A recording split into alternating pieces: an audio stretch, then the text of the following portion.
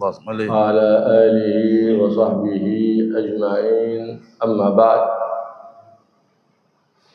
قال رسول الله صلى الله عليه وآله وسلم: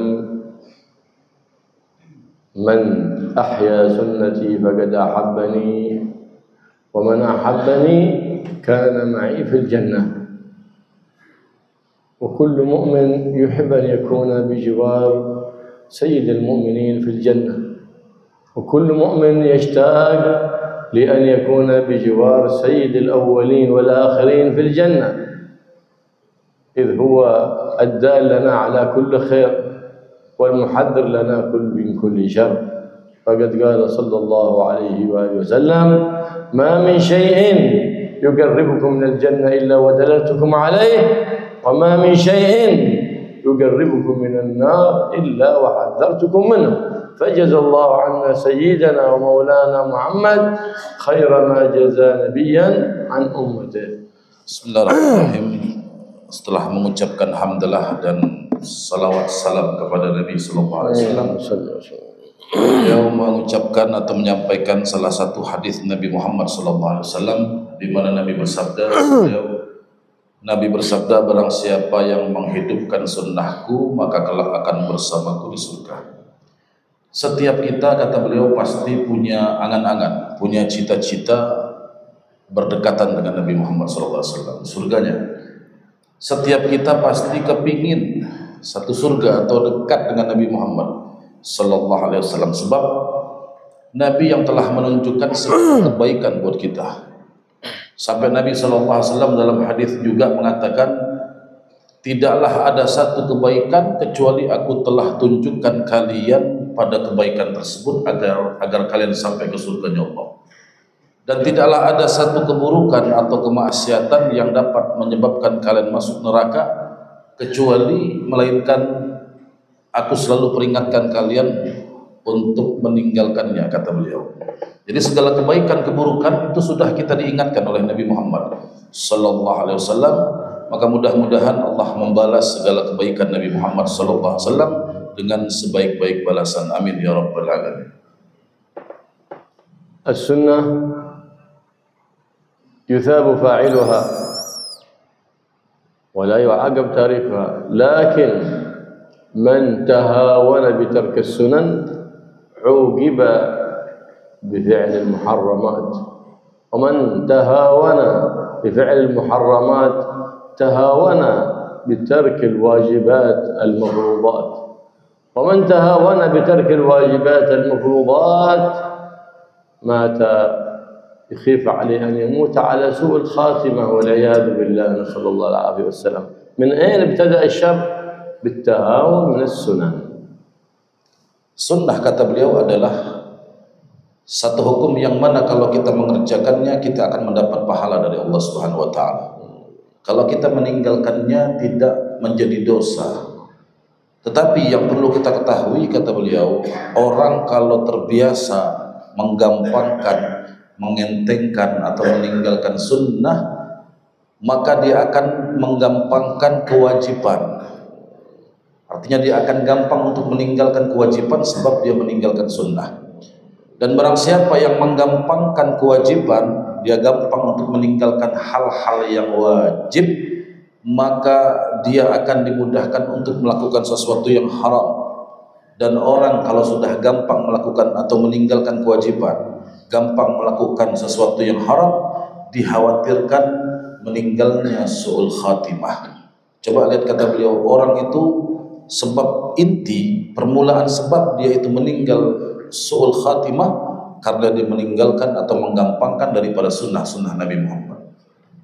Al-khair, kullul khair اتباع الحبيب صلى الله عليه وسلم، إذ ما عرفنا خير إلا من طريق الحبيب محمد صلى الله عليه وسلم. وكل سنة من سنن النبي محمد فيها خير ديني ودنيوي وأخروي، حسي ومعنوي، لكن لمن عرف. فإذا عرفت سنة النبي محمد فينبغي لك أن تحافظ عليها كما أنت تريد القرب من الله، فإن الله سبحانه وتعالى يقول لا يزال عبدي يتقرب إلي بالنوافل حتى أحبه. أول شيء الفرائض، ما تقرب إلي عبدي بشيء أفضل مما افترضته عليه، أهم شيء الفرائض. ما يصلح أن نعتني بالسنة ونحن نتهاون بالفريضة أو نقصر بها، لا. فإذا قمت بهذه أردت مرتبة محبوبية عند الله. ولا يزال عبدي يتقرب إلي بالنوافل حتى أحبه، فإذا أحببته كنت سمعه الذي يسمع به، وبصره الذي يبصر به، ولسانه التي ينطق بها، ويده التي يبطش بها، ورجله التي يمشي بها. ما معنى هذا؟ هذا حديث صحيح وارد عن الحبيب المليح محمد صلى الله عليه وسلم، أي أن الله يتولى في جميع أمره، وكلنا نحب أن يتولانا الله. لكن كيف يحب يتولانا الله؟ بطريق واحد، باب واحد. إذا أردت أن يتولاك الله، اسم ذلك الباب محمد. محمد، صلوا على النبي محمد. اللهم صل عليه. محمد، اللهم صل عليه. محمد، اللهم صل وسلم عليه. صلوا على النبي محمد. اللهم صل وسلم عليه. إذا سمعت باسم النبي محمد المسجد يرتج بالصلاة على النبي محمد، وإلا فندخل في الوعيد الشديد. من سمع باسمي ولم يصلي عليه البخيل. من هو البخيل؟ لا يراني يوم القيامة. من إذا سمع باسمي لم يصلي عليه. كلنا نحب نرى النبي محمد صلى الله عليه وسلم يوم القيامة. فإذا سمعنا باسم النبي محمد أو وصف النبي محمد حتى في خطبة الجمعة ينبغي أن يرتفع الأصوات بالصلاة على النبي محمد لمن كان له تعلق بالنبي محمد صلى الله عليه وآله وسلم. Beliau melanjutkan, kata beliau, semua kebaikan itu terkandung ketika kita ittiba, ketika kita mengikuti Nabi Muhammad SAW. Sunnah-sunnah yang telah diajarkan oleh Nabi itu adalah bentuk kecintaan kita. Kita mengaku cinta kepada Nabi, maka perlu kita mengamalkan daripada sunnah-sunnah Nabi Muhammad SAW. Oleh karenanya dalam hadis qudsi, kata beliau, dalam hadis yang sahih warid datangnya dari Nabi Muhammad SAW, di mana Allah menyatakan senantiasa seorang hamba mendekatkan diri kepadaku, tidak ada yang lebih kucintai daripada hal yang wajib. Kata beliau, yang wajib tentunya nomor satu. Jangan sampai kita ngamalkan sunnah tapi yang wajib kita tinggalkan. Jadi Allah menyatakan yang paling aku cintai daripada amal hambaku adalah ibadah-ibadah yang wajib. Selanjutnya Allah menyatakan senantiasa hambaku mendekatkan diri kepadaku dengan dia mengamalkan hal-hal yang sunnah sampai aku cinta kepada hamba tersebut. Kalau aku sudah cinta kepadanya, aku yang akan menjadi pandangannya. Kalau aku sudah cinta kepadanya, aku akan menjadi pendengarannya, aku akan menjadi tangannya, aku akan menjadi kakinya, kata Allah Subhanahu wa taala. Apa makna Allah jadi pandangan, Allah jadi pendengaran, Allah jadi tangan, Allah jadi kaki kita? Kata beliau, kita itu akan dijaga oleh Allah Subhanahu wa taala. Semua tubuh kita, pandangan kita, pendengaran kita, tangan kita, kaki kita, semua akan dijaga oleh Allah Subhanahu wa taala, diurus oleh Allah. Sebab apa? Sebab kita mengamalkan daripada sunnah-sunnah Nabi Muhammad sallallahu alaihi wa ala alihi wasallam. Setiap kita itu pasti pengen dekat sama Nabi Muhammad. Setiap kita pasti pengen dekat dengan Allah. Maka kedekatan dengan Allah itu cuma hanya satu jalan, kata beliau. Ingin dekat sama Allah cuma satu pintu. Apa pintu dan jalannya? Nabi Muhammad SAW. Lalu beliau melanjutkan, ketika beliau menyebut nama Nabi Muhammad, di antara kita atau kebanyakan kita tidak ada yang bersalawat kepada Nabi Muhammad. Oleh karenanya beliau melanjutkan bahwa dalam hadis yang sahih ada ancaman dari Nabi bahwa orang yang ketika mendengar nama Nabi Muhammad lalu dia tidak bersalawat kepada Nabi Muhammad disebut orang bakhil, orang pelit, kata Nabi. Orang pelit adalah orang yang ketika disebut namaku dia tidak bersalawat kepadaku. Bahkan dalam riwayat lain dikatakan orang yang ketika disebut namaku tidak bersalawat kepadaku, kata Nabi, maka kelak di hari kiamat tidak akan dapat memandangku. Dan itu ancaman yang serius, ancaman yang luar biasa. Makanya kata beliau, kalau kita dengar nama Nabi Muhammad, ya, maka bersalawatlah kepada Nabi Muhammad dengan mengucapkan Allahumma sholli wa sallim alaihi. walaupun di tengah khutbah khatib itu selalu menyebut nama Nabi Muhammad, tetap kita disunnahkan, dianjurkan untuk bersalawat kepada Nabi Muhammad ketika disebut nama Nabi Muhammad sallallahu alaihi wasallam. وهذه سنة هجرت من مجتمعاتنا الإسلامية. يذكر النبي محمد صلى الله عليه وسلم في مجالسنا عند قراءة الحديث في خطبنا، ولا نسمع الأصوات ترتفع بالصلاة على النبي محمد. وقد فرض الله، ليس الصلاة سنة، واجبة الصلاة على النبي محمد. يا أيها الذين آمنوا صلوا على النبي محمد. وهنا تميز أهل السنة والجماعة من غيرهم بمحافظتهم على هذه السنة، بمحبتهم لمجالس الصلوات، بمحبتهم للإكثار من الصلاة على سيد السادات محمد صلى الله عليه وسلم. فإن أهل البدعة والضلالة تتضايق قلوبهم من الصلاة على سيد السادات، تتضايق قلوبهم من مجالس الصلوات، تتضايق قلوبهم إذا مدح محمد سيد السادات صلى الله عليه وآله وصحبه وسلم. وهذا هو الميزان، إن أردت الميزان يعرفه الصغير والكبير والعالم والجاهل.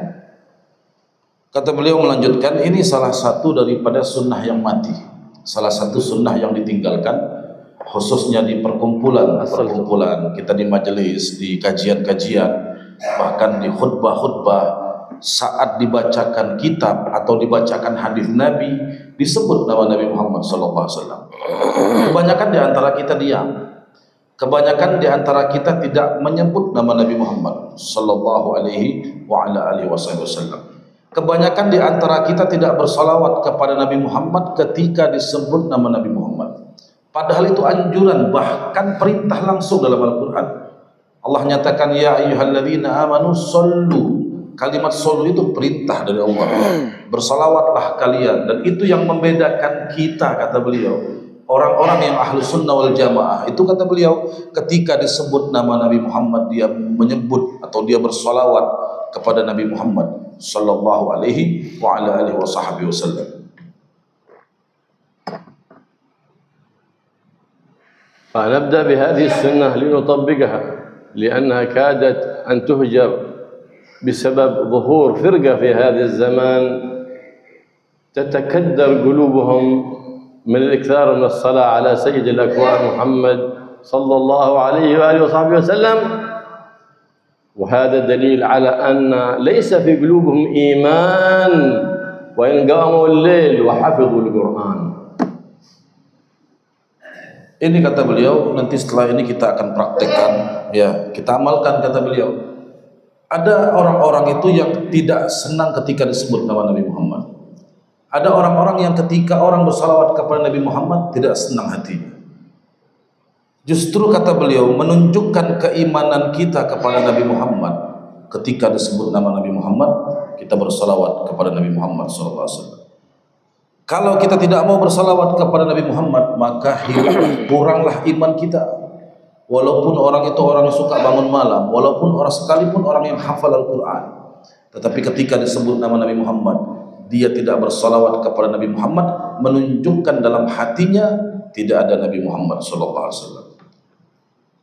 أرسل عامل لسيدنا عمر بن الخطاب أمير الجيش، يا أمير المؤمنين تأخر عن إلى الفتح في غزوة من الغزوات، فأرسل إليه جوابا أمير المؤمنين عمر بن الخطاب، فقال له انظر في جيشك لعلهم مقصرين في سنة من سنن النبي محمد صلى الله عليه وسلم، ما تأخر عنكم الفتح من فراغ، لابد أنتم مقصرين. هم غدوا النصر، انصروا سنة النبي محمد. إن تنصروا الله ينصركم. انصروا الله يعني انصروا حبيب الله، انصروا حبيب الله، انصروا سنته، انصروا شريعته، انصروا أدبه، انصروا خلقه فيكم. تحلوا بهذا، هذه نصرة للحبيب محمد. ما هو بالصياح في الشوارع للجهاد ونحن مهملين سنة النبي محمد. ذيك صرخات من صرخات الشيطان توهمها بعض الناس أنها نداء من نداءات الرحمن.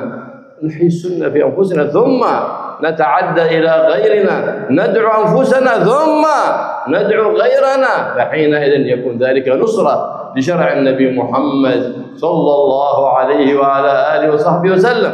إن تنصروا الله تنصروا شرع النبي محمد، سنة النبي محمد، ينصركم، ما بيتخلف عنكم النصر. وإنما وقعنا في الذلة والمهانة في هذا الزمان لهجراننا لسنة النبي محمد، لبعدنا عن شرع النبي محمد، عن أدب النبي محمد، عن خلق النبي محمد صلى الله عليه وآله وصحبه وسلم. فبحث ذلك القائد للجيش عن الصحابة ماذا من أي سنة مقصرين، فوجدوا أنهم مقصرين في سنة السواك، سواك لم يزلوا. فقال الله انتشروا، فانتشروا في الأماكن يقطعون، كل واحد يقطع له من الشجرة سواكا إن شاء الله حتى يتم سنة النبي محمد. سواك سنة عظيمة من سنة النبي محمد، سواك فيه الشفاء، سواك. فرآهم المسلمون يفعلون ذلك، رآهم الكفار يقتطعون كل واحد سواك ويشحت بها أسنانهم، فقذف الله في قلوبهم الرعب، فقالوا هؤلاء يأكلون الخشب فيأكلون البشر، يشحثون أسنانهم أي يسننونها ليأكلوا لحومنا، قذف الله في قلوبهم الرعب، ففروا هاربين وتركوا الغنائم والأموال، فغنم المسلمون غنائم من غير قتال ببركة إحياء سنة من سنن النبي محمد sallallahu alaihi wasallam. Beliau bercerita, kata beliau, dulu di zaman Amirul Mukminin Umar bin Khattab. Suatu hari Amirul Mukminin Umar bin Khattab mengutus pasukan karena kebanyakan penaklukan negeri itu di zaman Amirul Mukminin Umar bin Khattab. Suatu hari beliau mengutus utusan untuk menaklukkan satu negeri sehingga dikatakan terlambat, atau istilahnya yang biasanya beliau kalau mengutus pasukan itu dalam waktu singkat bisa menaklukkan satu negeri. Ada satu utusan atau satu pasukan ini yang diutus tapi tidak takluk-takluk daripada musuh-musuh Islam di zaman tersebut. Maka Amirul Mukminin Umar bin Khattab menulis surat kepada pimpinan daripada pasukan tersebut. Dia katakan dalam surat tersebut, periksa daripada pasukanmu, kemungkinan besar di antara pasukanmu itu termasuk orang-orang yang suka meninggalkan sunnah Nabi Muhammad. Diperiksa pasukan tersebut. Lihat kata beliau, karena Amirul Mukminin dalam surat itu mengatakan, kalau kalian ingin menang, hidupkan sunnah Nabi Muhammad. Allah sudah menyatakan kalau kalian menolong Allah maka Allah akan tolong kalian. Apa maksudnya menolong Allah? Menghidupkan agama Allah, menghidupkan daripada sunnah Nabi Muhammad, menghidupkan daripada akhlak Nabi Muhammad, menghidupkan daripada adab-adab Nabi Muhammad. Itu salah satu cara kita menolong agama Allah Subhanahu wa taala. Banyak di antara kita yang mengabaikan daripada syariat, mengabaikan sunnah Nabi, meninggalkannya, kata beliau. Itu sebab hidup kita akhir zaman sekarang dihinakan oleh Allah Subhanahu wa taala. Apa sebab kesusahan kita zaman sekarang? Salah satunya adalah karena kita meninggalkan sunnah Nabi Muhammad sallallahu alaihi wasallam. Singkat cerita, kata beliau, pemimpin tadi akhirnya panglimanya periksa ini siapa daripada pasukan yang mungkin melalaikan atau meninggalkan daripada sunnah Nabi. Ketika dicek satu persatu daripada pasukannya, ternyata ada beberapa orang dari pasukan tersebut meninggalkan sunnah siwak. Coba kata beliau, ini siwak ini sunnah yang agung. Siwak ini salah satu sunnah yang ditinggalkan. Kita kadang-kadang ngaku mengamalkan sunnah, tapi yang ringan saja siwak kita nggak pakai. Ini sahabat diperiksa, ternyata ada beberapa orang gara-gara mereka tidak pakai siwak, ditegur oleh panglima, gara-gara kalian tidak pakai siwak, kita tidak menang perang. Coba cari kayu siwak, akhirnya mereka cari kayu. Ini masih belum lagi mau berperang ini, pasukan sudah di depan. Mereka cari daripada kayu siwak, ya mereka potong-potong, karena orang pakai siwak itu kan dipotong ujungnya tuh. Mereka potong ujungnya, mereka pakai siwak tersebut di gigi mereka, karena itu sunnah Nabi Muhammad. Mereka pakai siwak, ketika mereka menggunakan siwak ini musuh ngelihat dari jauh. Dilihat, wah ini pasukan orang Islam, ngeri katanya. Kenapa? Kayu aja dimakan, apalagi manusia katanya. Akhirnya pasukan musuh ketakutan. Lihat, kata beliau, berkah mengamalkan sunnah Nabi. Gara-gara pakai siwak, pasukan musuh ngelihat, wah ini kayu dimakan, apalagi manusia. Ketakutan, akhirnya mereka lari terbirit-birit. Subhanallah, kata beliau, pasukan daripada Amirul Mukminin Umar bin Khattab memenangkan perang tanpa perang, memenangkan peperangan tanpa perang. Akhirnya musuh mundur, lari ketakutan, mereka tinggalkan harta mereka, mereka tinggalkan ghanimah mereka, dan akhirnya peperangan tersebut dimenangkan oleh umat Islam barokah menggunakan siwak. Ini salah satu sunnah, kata beliau, yang banyak daripada kita melalaikan dan mengabaikannya. هذه السنة من سنن النبي محمد فيها عدة سنن. في السنة الواحدة سنن كثيرة. سنة السواك وفوائد لا تعد ولا تحصى، دينية ودنيوية وأخروية. سنة واحدة من سنن النبي محمد. لو لم يكن في سنة السواك إلا أنه يذكرك عند الشهادتين لكفى. يذكرك أشهد أن لا إله إلا الله أشهد عند الغرغرة، وهو مرضاة للرب ومسخط للشيطان. الشيطان يحزن إذا أنت تستأك، والمولى سبحانه وتعالى والحبيب محمد صلى الله عليه وسلم يفرح عندما تستأك. ففي أذية للشيطان وفيه رضا للرحمن. لو لم يكن فيه هذا السواك إلا هذه الفائدة لكفى. وكيف وقد ذكر الأطباء، أكثر أطباء الدنيا، نفع للأشباح، هذه نفع الأرواح لا يعد ولا يحصى، نفع للأشباح، أن هذا السواك أكثر من 200 فائدة. وذكروا للتنباك أكثر من 200 مضرة. فانظر أنت تختار عود السواك أو تختار عود التنباك. ففي عود التنباك سخط الرب، وفي عود السواك مرضاة الرب.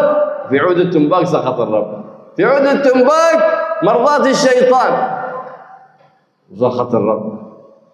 أين تريد أنت أن تكون في هذا؟ هل تريد في من هم في سخط الرب أو في مرضاة الرب؟ انظر لنفسك، انظر لنفسك. السواك سنة من سنن النبي محمد صلى الله عليه وسلم، فيها فوائد حسية ومعنوية ظاهرة وباطنة. فلهذا السنة أن نقطر للميت عند الاحتضار بالماء بالسواك، لأنه يذكر الشهادتين. والنبي محمد صلى الله عليه وسلم في سكرات الموت ينظر إلى سواك بيد أخ سيدتنا عائشة، فأخذ سيدنا عائشة فدلكته وطرحته في فمها صلى الله عليه وسلم، وقال صلى الله عليه وسلم: لولا أن أشق على أمتي لأمرتم بالسواك عند كل وضوء. وفي رواية: أمرتم بالسواك عند كل صلاة، وصلاة بالسواك خير أفضل من 70 صلاة بلا سواك.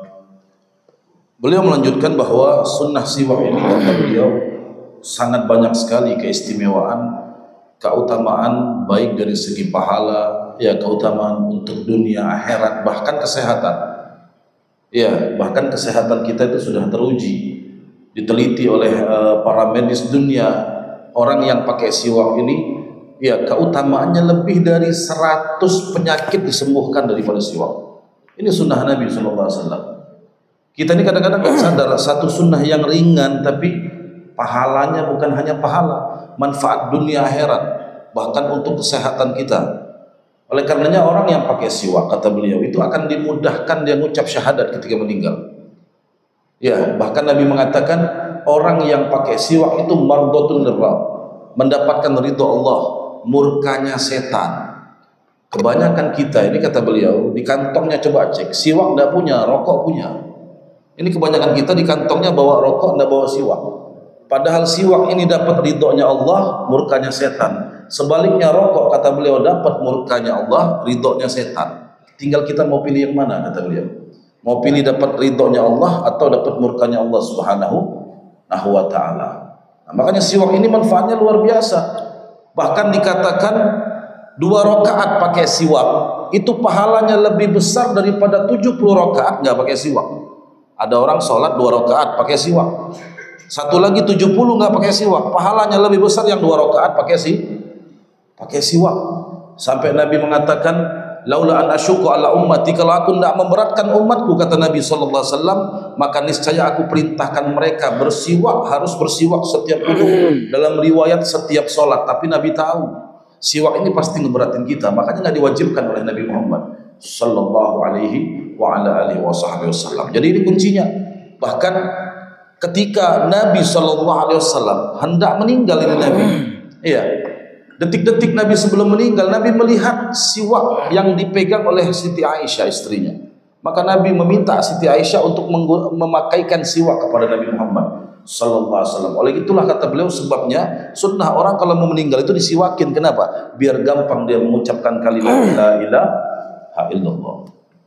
والسنة في السواك أن تستاك باليد اليمين، يكره باليسار، وأن تجعل خنصرك والإبهام من أسفل هكذا السنة في مسك السواك، ولا يمسك السواك بهذه الطريقة، مخالف للسنة. ولا ينبغي رمي السواك على الأرض، تتعبد الله بها. كيف ترميها؟ كما بعض الناس يحمل سبحة بعدين يرميها في الأرض، هذه سبحة بعدين يطأها بقدمه، ما ينبغي هذا. كيف هذه؟ أنت آلة للعبادة فتهينها في الأرض. لا، حمل السواك. فإذا أراد السواك قال بسم الله الرحمن الرحيم، نويت سنة السواك للصلاة. بسم الله الرحمن الرحيم، نويت سنة السواك للوضوء. وهكذا يسن السواك بعد الاستيقاظ من النوم، عند تغير الفم. السواك سنة في عدة مواضع، فيستاك الإنسان 3. السنة السواك 3 في الأسنان و3 في اللسان، ويبدأ بالوسط هكذا 3. هذه واحدة، ثم هكذا، هذه 3 مرات، ثم 3 في اللسان. الدين دين النظافة، الدين دين النظافة. قال رسول الله صلى الله عليه وسلم الله نظيف يحب النظافة. الوساخة ليست من النظافة من الإيمان، الوساخة له. تقرب منك أرواح الطيبة إذا أنت نظيف، وإذا أنت وسخ تبتعد عنك الأرواح الطيبة وتقرب منك الأرواح الشريرة، الأرواح الشيطانية والعياذ بالله. فاحرص على السواك لتكون على نظافة، خصوصا عند الصلاة وعند أنك تدخل في حضرة الله وتحصل سنة السواك بكل خشن. لكن الأفضل عود الأراك، حتى بسيكة دقيقة بفرشاة الأسنان، فيعمل تحصل في الوضوء في الغسل. لكن كثير من الناس يتهاون في السواك. لو سألنا أنفسنا من منا لا يحافظ على سنة السواك؟ من؟ القليل. وبعضهم يعجز عن السواك ويستعمل هكذا. هذا الوسخ يخرج من الأسنان، يخرج في الثوب، تتقابل ربك بثوب وسخ. ما ينبغي هذا. بالرغم الإنسان لو حمل سكة دقيقة فرشاة أسنان في جيبه بيضحك عليه المسجد كله، وواحد يعمل هكذا ولا أحد يضحك عليه. هذا مستحق أن يضحك عليه. أما السكة دقيقة لأنه خشن، وكل خشن يحصل به السواك. لكن الأفضل عود الأراك، ثم جريد النخل، ثم الزيتون، ثم كل نبات ذي ريح طيب. الأفضل أن يكون هو منه السواك. هكذا هو سنة النبي محمد صلى الله عليه وسلم. انظر في سنة واحدة كم جمعنا من السنن لجد الحسن محمد صلى الله عليه وسلم. Jadi kata beliau, dalam menggunakan siwak, siwak ini sunnah, di dalamnya banyak sunnah-sunnah yang lain.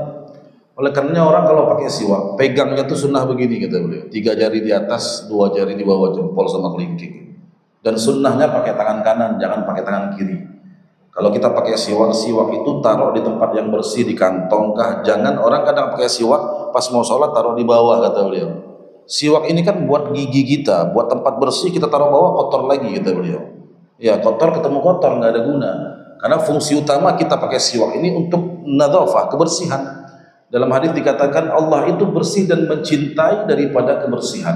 Nabi ngajarkan kita kebersihan, khususnya ketika kita hendak menghadap kepada Allah Subhanahu wa taala. Makanya sholat sunnah pakai siwak. Tadi beliau praktekkan, jamaah mungkin sudah ngelihat semua. Ya, kita putar begitu 3 kali. Sunnah 3 kali di gigi, setelah itu 3 kali kita usapkan ke lidah. Itu sunnah cara memakai pada siwak. Pakai kata beliau, apalagi mau sholat khususnya. Sebetulnya memang dianjurkan siwak. Kalau kita bahas kata beliau dalam ilmu fikih itu dianjurkan siwak itu pakai segala apapun yang kasar boleh. Tapi paling afdol siwak pakai udul arak namanya. Kayu arak. Apa itu kayu arak? Ya kayu siwak ini. Kayu siwak ini kayu arak namanya. Banyak di toko-toko dijual, paling 10.000, 15.000 paling mahal. Modal murah tapi kita ngamalkan sunnah, pahala besar. Orang pakai kayu ini kata beliau, ini yang paling afdolnya pakai kayu ini. Tetapi pada dasar hukumnya siwak itu boleh pakai apapun yang penting dia kasar. Agak kasar gitu ya. Makanya boleh pakai kayu arak atau pakai kayu-kayu yang lain. Sekalipun pakai sikat gigi itu bisa kata beliau. Kita sikat gigi diniatkan siwak dapat pahala sunnah. Iya, artinya memakai sesuatu yang kasar. Sikat gigi itu kan kasar. Cuma kan kata beliau tidak mungkin kita masak bawa sikat gigi ke masjid. Pas mau sholat sikat gigi kan tidak lucu. Sikat gigi itu kan di rumah kata beliau. Jadi kebanyakan orang saking malas pakai siwak. Gara-gara dia tahu bahwa pakai siwak itu boleh yang kasar-kasar aja. Kebanyakan orang kadang pakai siwak pakai baju nih. Diginikan nih. Diusapkan lengan bajunya itu ke giginya. Kata beliau padahal fungsi utama siwak itu kan untuk kebersihan. Dia pakai bajunya untuk ngelap giginya, yang ada kotoran gigi nempel ke baju sama aja kotor kata beliau. Nggak ada guna. Iya. Jadi kalau kita mau niatkan siwak pakai sikat gigi boleh. Makanya jamaah kalau sikat gigi niatkan. Baca bismillah kata beliau nawaitu sunnah siwak. Saya berniat mengamalkan sunnah siwak karena amal ibadah sunnah sekalipun sunnah tetap membutuhkan daripada niat. Jadi sikat gigi pun boleh, tapi kan tidak mungkin kita bawa sikat ke masjid kata beliau. Kalau sikat gigi paling kita pakai di rumah. Kalau pakai gini kan enak nih. Nah, itu dipakai kata beliau ketika setiap kita mau melaksanakan sholat. Karena sunnah siwak ini banyak hal. Mau tidur pakai siwak sunnah, bangun tidur pakai siwak sunnah, dan lebih ditekankan ketika hendak sholat. والبسملة سنة عند دخولك البيت، عند خروجك من البيت، عند تناول الطعام، عند تناول الشراب.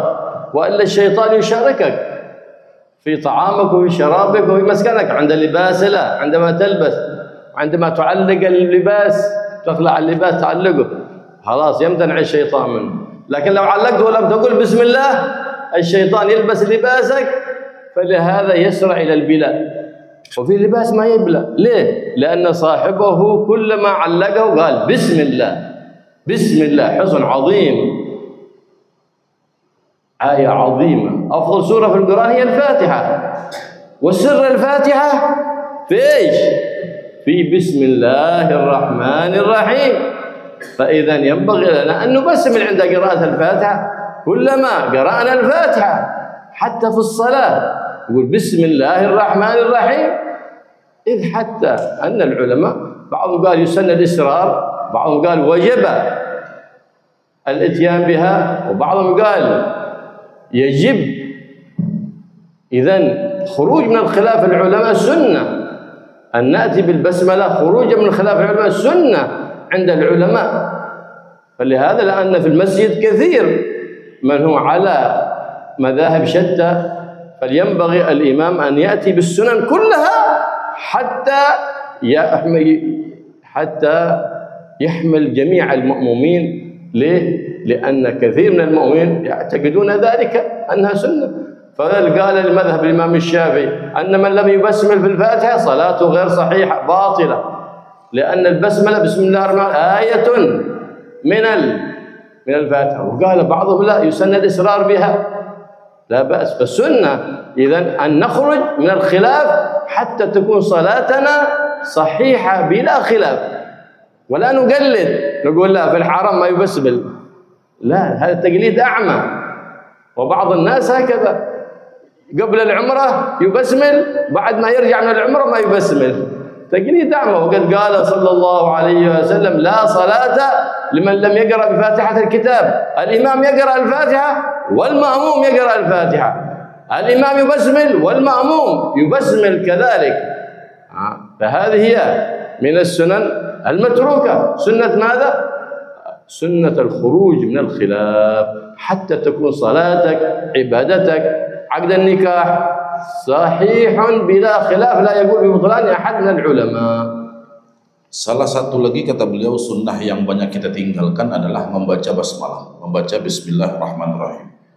Kita disunnahkan untuk selalu membaca bismillah dalam segala hal. Kita mau masuk rumah baca bismillah, kita mau makan baca bismillah, minum baca bismillah. Sekalipun kata beliau kita pakai baju baca bismillah, lepas baju kita mau gantung baju baca bismillah. Karena segala itu semua kalau kita tidak awali dengan bismillah, maka setan ikut serta. Kita makan enggak baca bismillah, setan ikut makan. Kita minum enggak baca bismillah, setan ikut minum. Kita menggantung pakaian enggak baca bismillah, pakaian kita dipakai oleh setan. Oleh sebabnya orang kalau baju digantung enggak baca bismillah, itu baju biasanya cepat rusak kata beliau. Kenapa? Tadi dipakai oleh setan. Ya. Jadi bismillah ini salah satu sunnah, ya, beberapa hal tadi yang banyak kita tinggalkan. Karena sunnah membaca bismillah dalam segala hal, termasuk sunnah membaca bismillah di dalam sholat atau ketika membaca Al-Fatihah. Bicara tentang bismillah kata beliau, saat kita membaca Al-Fatihah, Al-Imam Syafi'i berpendapat wajib baca bismillah ketika membaca Al-Fatihah.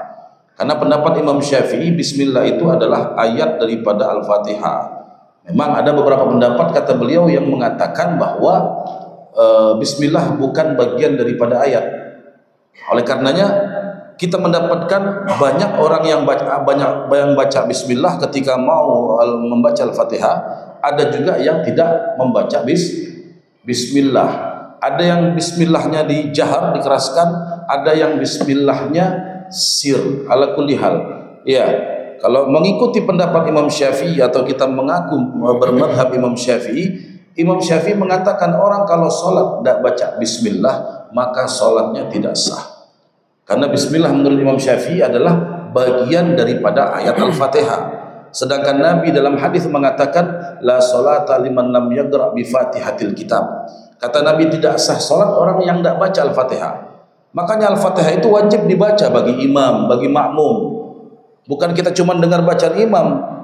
Imam pun, makmum pun wajib membaca Al-Fatihah. Dan bismillah adalah bagian daripada bacaan atau bagian daripada ayat Al-Fatihah. Nah kebanyakan kita ini taklid buta kata beliau. Tidak paham ngikut pendapat siapa, tidak paham. Kebanyakan kita taklidnya bukan kepada para ulama, tapi taklidnya itu kadang-kadang, maaf kata beliau, taklidnya kepada orang itu kadang-kadang berangkat sebelum umroh dia baca bismillah, pulang umroh tidak baca bismillah. Ditanya kenapa? Karena di Mekah tidak baca bismillah. Karena di Mekah tidak baca bismillah. Ini yang dinamakan taklid buta kata beliau. Kita patokan dengan Masjidil Haram bukan. Patokan itu dengan para ulama-ulama. Ada perbedaan daripada para ulama. Tapi kalau kita yang mengaku ya daripada madhabnya Imam Syafi'i bukan hanya sunnah, bahkan mewajibkan membaca bismillah tadi. Adapun kita baca jahar itu sunnah, ya sir pun boleh. Ada memang beberapa perbedaan pendapat daripada para ulama. Ala kulli hal kata beliau, ya jadi kita jangan bertaklid hanya mengikuti perbuatan orang, tapi ikuti para ulama-ulama, khususnya para ulama-ulama pendiri daripada mazhab. Al-khuruj minal khilaf. Dan khususnya orang baca bismillah itu kata beliau khuruj minal khilaf. Apa itu khuruj minal khilaf? Gini maksudnya, perbedaan pendapat hukum itu kan banyak. Kita dianjurkan untuk keluar dari perbedaan pendapat. Maksudnya jangan kita terjun atau masuk ke perselisihan pendapat tadi. Contoh begini, ada ulama yang mengatakan bismillah wajib, ada yang mengatakan bismillah sunnah. Maka afdal kita baca bismillah. Jangan kita ngikut, oh ini kalau sunnah berarti bismillah ditinggal. Jangan kata beliau. Karena kalau kita tidak baca bismillah mengikuti pendapat yang mengatakan sunnah, menurut pendapat lain sholat kita tidak sah. Tapi kalau kita baca bismillah, menurut 4 mazhab salat kita sah. Itu makna khurujan minal khilaf, dan keluar daripada perselisihan pendapat ulama dengan mengamalkan hal yang diperselisihkan itu tadi. Itu hukumnya juga dianjurkan oleh para ulama. Itu termasuk daripada bismillah. من السنن أشرقة من السنن المهجورة كذلك قنوت النازلة إذا أصيب الناس ببلاء اليوم إخواننا في فلسطين في حالة متعبة ونحن أقل حاجة نقنت قنوت النازلة ندعو لهم في كل صلاة في اعتداء للركعة الأخيرة سنة أن نقنت قنوت النازلة ليرفع البلاء الله سبحانه وتعالى عنا وعن المسلمين أينما كانوا حيثما كانوا. فقنوت النازلة سنة مهجورة، بل وكثير حتى يتركون قنوت الصبح الذي هو ورد ورواه سيدنا الحسن عن جده جد الحسن محمد صلى الله عليه وسلم، فإنه سنة اللهم اهدنا فيمن هديت، سنة دعاء خرج على لسان النبي محمد صلى الله عليه وعلى آله وصحبه وسلم. إنما الذي وليس بسنة هو الدعاء في آخر ركعة من صلاة التراويح في وقت الختم، هذا ليس بسنة. Salah satu juga terakhir kata beliau, salah satu sunnah yang ditinggalkan pula adalah membaca kunut nazilah. Apa itu kunut nazilah? Kunut yang dibaca ketika ada saudara kita sesama muslim dapat musibah, dapat bencana. Kita kalau bicara musibah, satu dunia ini banyak saudara kita musibah. Terkhusus saudara-saudara kita di Palestina, kata beliau, ya musibah besar. Kunut nazilah itu diamalkan oleh Nabi Muhammad sallallahu alaihi wasallam. Kunut nazilah dalam hadis yang sahih dijelaskan, bahkan diamalkan oleh Nabi. Ya, ketika ada daripada sahabat-sahabat yang dapat musibah, Nabi membaca. Dan kunut nazilah ini kata beliau sunnah di setiap sholat. Bukan hanya bicara, kita nggak bicara kunut subuh, kata beliau. Kunut subuh itu hanya di sholat subuh. Tapi kunut nazilah itu 5 waktu kita dianjurkan. Karena hari ini banyak orang yang tidak baca kunut nazilah. Padahal kalau kita melihat musibah, setiap saudara kita banyak yang kena musibah, khususnya saudara-saudara kita yang ada di Palestina. Maka baca, kata beliau, kunut nazilah itu ya dibaca seperti orang baca kunut subuh, dibaca di rakaat terakhir. Minimal kita kalau tidak baca kunut subuh, kata beliau, kunut nazilah jangan tinggalkan.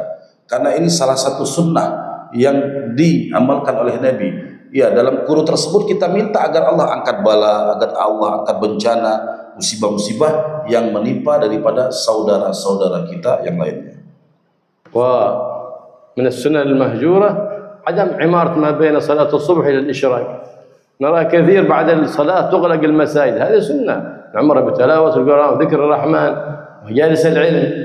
ترى إذا صلى خرج، لأن الشيطان بيحرمه من ذلك الفضل. والنبي محمد صلى الله عليه وسلم قال من جلس فصلى حتى تطلع الشمس وصلى ركعتين أعطى الله حج عمرة تامتين. لكن اليوم لا، حتى الإمام المفروض يكون قدوة للناس ينتظر، لكن لا نرى إمام يصلح أن يكون قدوة في هذا الزمان إلا من اتبع حبيب الرحمن محمد صلى الله عليه وسلم وأحيا سنته في مسجد، في البيت، في المعهد، وفي كل مكان. فالله يتولانا بولاه ويوفقنا لإحياء سنة الحبيب محمد صلى الله عليه وسلم في مساجدنا، في بيوتنا، في معاهدنا، ويجعلنا وإياكم دائما على اتباعه، ويحيينا على اتباعه ومحبته، ويشرنا في زمرته في عافية بجاهه صلى الله عليه وآله وسلم وآله. Sebelum saya tutup, kata beliau, satu lagi sunnah yang juga sering kita tinggalkan adalah menghidupkan waktu habis subuh begini nih. Jadi kebanyakan kita ini, kata beliau, habis sholat subuh pulang ke rumah tidur kadang-kadang habis subuh jamaah selesai sholat bubar, masjid ditutup. Padahal kata beliau salah satu sunnah yang diamalkan Nabi, dianjurkan Nabi, habis subuh itu jangan tidur, berzikir kita kepada Allah Subhanahu Wa Taala. Ya, kita hidupkan waktu itu berzikir. Salah satunya dengan kajian, itu juga salah satu cara kita berzikir kepada Allah Subhanahu Wa Taala. Dalam hadis yang sahih kata beliau, Nabi itu menganjurkan kita habis subuh zikir sampai isyraq. Waktu isyraq sholat 2 rakaat, maka Nabi mengatakan pahalanya seperti pahala haji dan umrah, sempurna, sempurna, sempurna. Jadi jangan kita habis subuh pergi keluar, misalkan kita meninggalkan atau melalaikan kita daripada sunnah Nabi, apalagi kita gunakan waktu yang mulia ini dengan tidur, maka tidak dianjurkan. Waktu ini kita isi dengan berzikir kepada Allah Subhanahu Wa Taala, mengingat kepada Allah sampai masuk daripada waktu Isra. Maka beliau menutup dengan doa tadi, mudah-mudahan kita termasuk orang-orang yang ikut andil menghidupkan sunnah Nabi Muhammad SAW, orang-orang yang selalu mengikuti dan mengamalkan daripada apa yang diajarkan Nabi Muhammad, sehingga kelak di hari kiamat kita dikumpulkan bersama Nabi Muhammad. Amin. Ya يعلمنا ما جهلنا وزينا عمرنا بما عندنا اخلاص فيما علمنا وفيما علمنا وزينا بالعلم زينا بالحلم وكرمنا بالتقوى وجملنا بالعافيه ويحققنا بالاستقامه ويحفظنا واياكم من جبات الندامه يوم القيامه. يا رحمن يا حي يا قيوم يا ذا الجلال والاكرام. نسالك زياده في الدين وبركه في العمر وصحه في الجسد وسعه في الرزق وتوبه قبل الموت وشهاده عند الموت ومغفره بعد الموت وعفوا عند الحساب وامان من العذاب وجواز عن الصراط ونصيب من الجنه. وارزقنا اللهم النظر الى وجهك الكريم بجاه نبيك محمد الرؤوف الرحيم. وصلى الله على سيدنا محمد وصحبه وسلم والحمد لله رب العالمين بسر الفاتحه. والضالين الحمد لله رب العالمين. صل وسلم على سيدنا محمد وعلى سيدنا محمد. اللهم يا كافي البلاء اكفنا البلاء قبل نزوله من السماء. يا الله يا الله يا الله يا الله يا الله يا الله. اللهم يا كافي البلاء اكفنا البلاء قبل نزوله من السماء. يا الله يا الله يا الله يا الله يا الله يا الله يا الله. اللهم يا كافي البلاء اكفنا البلاء قبل نزوله من السماء. يا الله يا الله يا الله يا الله يا الله يا الله يا الله يا رب يا غوثا يا غياث المستغيثين أغثنا برحمتك يا أرحم الراحمين. وصلى الله تعالى على سيدنا محمد النبي وآله وصحبه وسلم والحمد لله رب العالمين. صلاة الإشراق بالجماعة. Kata beliau, siapa yang ikut salat isyraq berjamaah